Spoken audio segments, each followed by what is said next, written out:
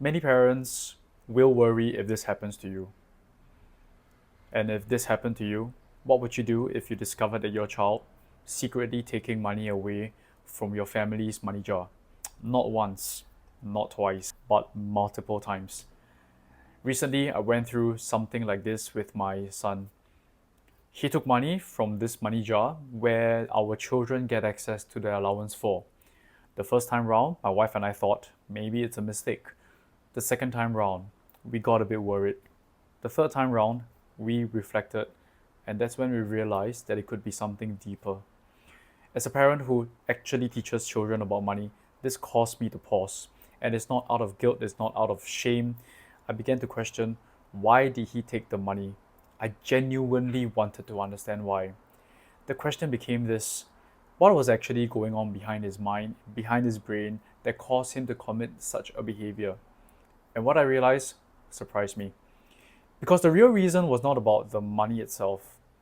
What my wife and I realized that it's about temptation, fairness, and impulse control.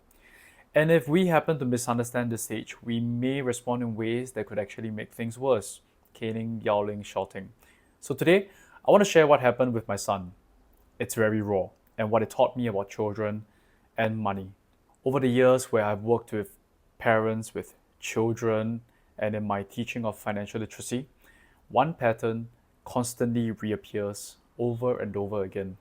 Parents often assume that when a child takes money secretly, it means that the child has a character problem. They worry, is my child becoming dishonest? Is my child starting to steal? And that's a very scary word. Quite often, and this is but, that's not the actual problem.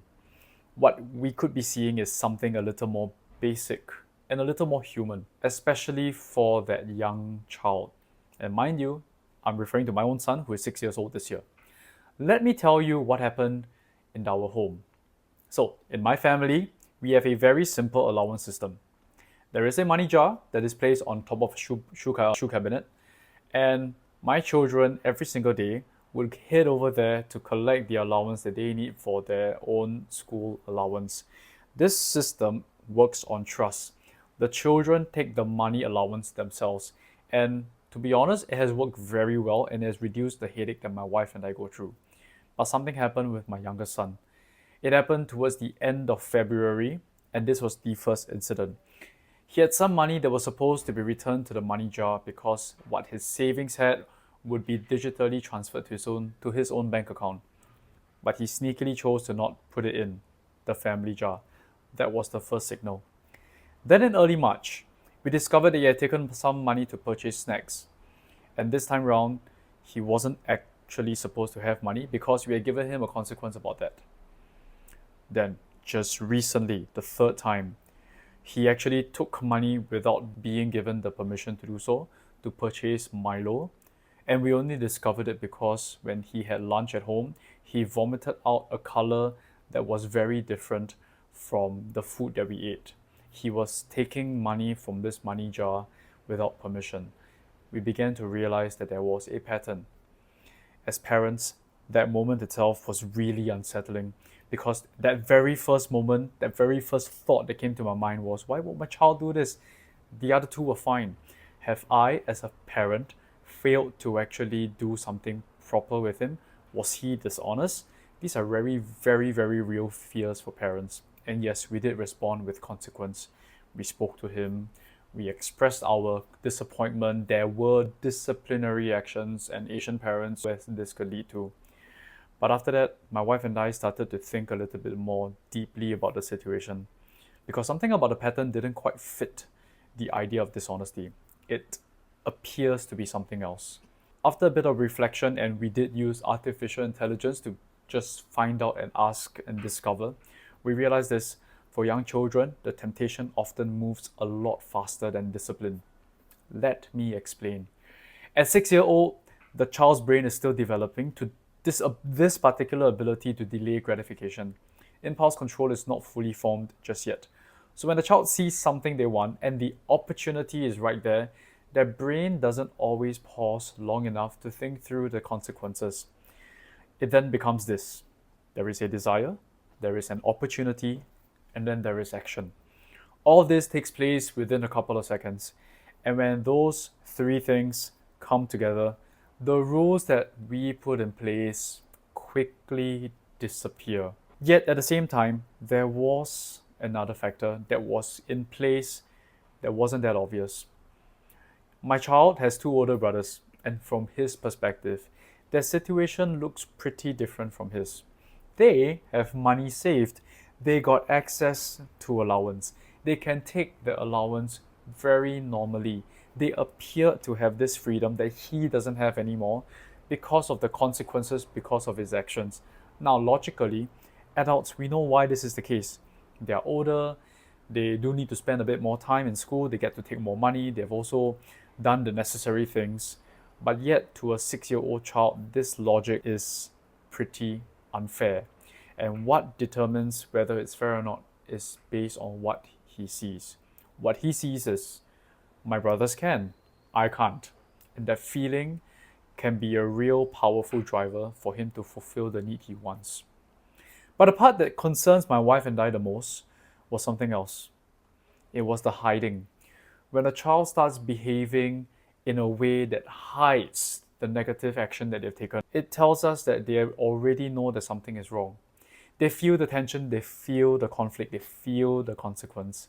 And this is actually a very important developmental stage that my wife and I need to leverage on. And I hope to share this with you.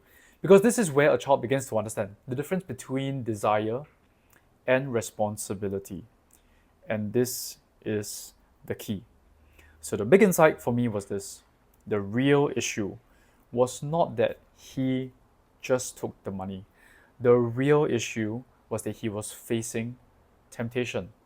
Before he had the chance to fully develop the discipline to handle it, the delayed gratification necessary that I've been preaching about during all my videos. This is something many parents experience. We create systems of trust. That's what my family did. But sometimes children encounter these temptations before they are ready. And if we don't nip it in the bud, it can develop spiral in a wrong way later on. The problem isn't always a character problem. Sometimes the problem is exposure. So what can parents do in a situation like this? I am going to share with you 3 things that we are going to do, and I am not sharing this from a perspective of it being successful, but I'm going to share this as us doing something. The first one is to reduce temptation.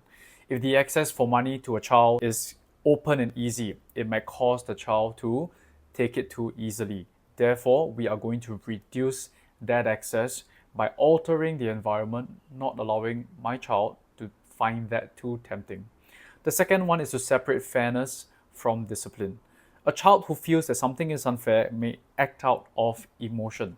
So it's really important to explain the differences between siblings and help them to understand why the situations may not always appear identical because of the difference in age.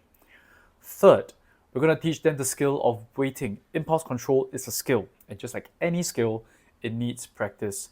Small exercises in patience and delayed gratification can slowly build this behavior.